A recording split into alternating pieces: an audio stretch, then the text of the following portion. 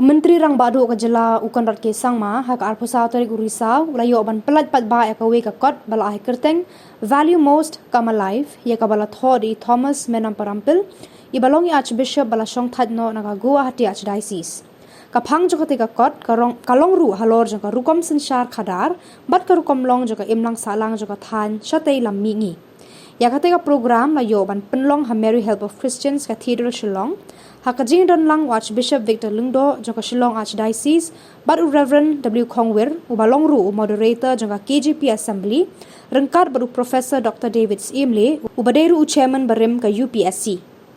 Layo ru kajing ruai naki kena school ke St. Mary's High Secondary School, naka team ki Samla Jayau Youth Presbyterian, bar kajing syar naki sister jangka auxilium nong Thamai Convent. Myntri Rangbahduh haba ajingkran hakateka program ula ajing ya ro ayu Archbishop ya ka jingla ajing u bano senyang ya ka imlang salang leng ba kateka kon. So this book is a collection of several articles or papers that I presented in very different contexts, different places, different periods of last 15 years, maybe in universities, maybe in gatherings of scholars on inter-community relationship, ethical principles, moral values, and these become relevant in today's time when these values are no more respected and opportunism and selfishness dominates the world. And these, we hope, the message contained in this book can inspire some people towards building a society where values prevail and happy relationship reign. Thank you. There were only old people in the church, and the youngsters were not coming to church anymore. And he felt that this entire push towards realizing that even our youngsters need to understand the value of God in their life. And all these basic ideas were something that Archbishop Gonzalez was talking about. And as I said, it's just so amazing to see that we are here today and it's the same thing being repeated. So it just shows the kind of importance that this particular issue has today in our lives, and how somewhere our seniors, our elders are realizing that it is not happening in the way that it should. And if this is not there, then we will lose our way forward in the days to come. And therefore, it is a very serious issue, and I'm thankful to Archbishop Thomas for having brought these, having stressed on the need to have these values today in our lives. I was really also, taken aback in one way at the detailed way Professor David Imle was explaining about how the different aspects about conflict. For me, speaking about Archbishop Thomas. But for the younger generation present here, Archbishop Thomas is one of the tallest leaders of the Northeast. A true missionary to the zeal, a scholar par excellence, a prolific writer, a thinker, philosopher, avid anthropologist, educationist, sought-after speaker, both at home and abroad, an institution builder, a pioneer, a clinical leader of Northeast India, and above all, a die-hard ambassador of peace.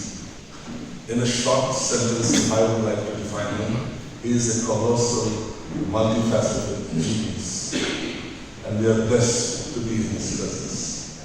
From the day he began his journey way back in 1955, when he took up his religious profession, it has been a journey of relentless strife, pushing the boundaries and challenging himself to do something every day beautiful.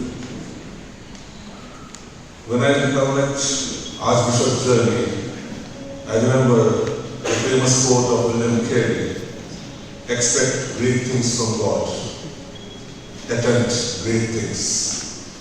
Archbishop Thomas has work speaks for itself, and I think so God has blessed him abundantly.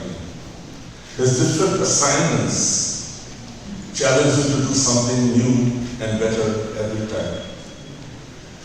Be it reaching out to the youth of Arunachal Pradesh, Tripura as rector of Don Bosco Shillong, during those initial years of uncertainty to find admission, accommodation, to pursue the studies, or to join hands with the different churches to oppose the freedom.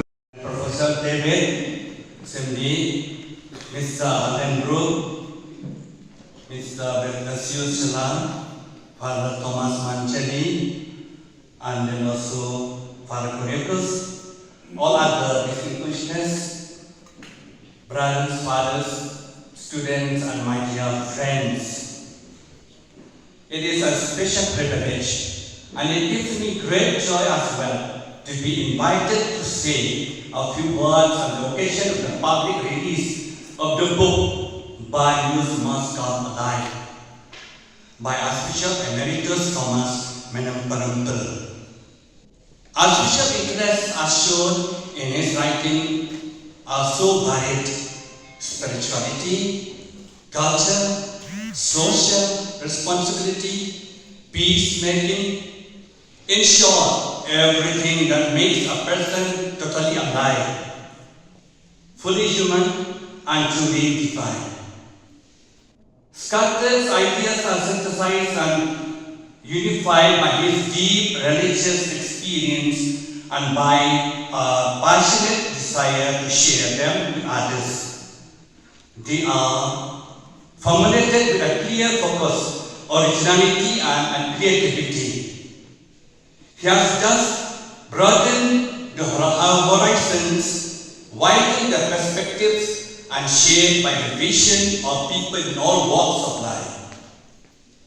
He has been an immense source of inspiration, creativity, encouragement, and indomitable optimism.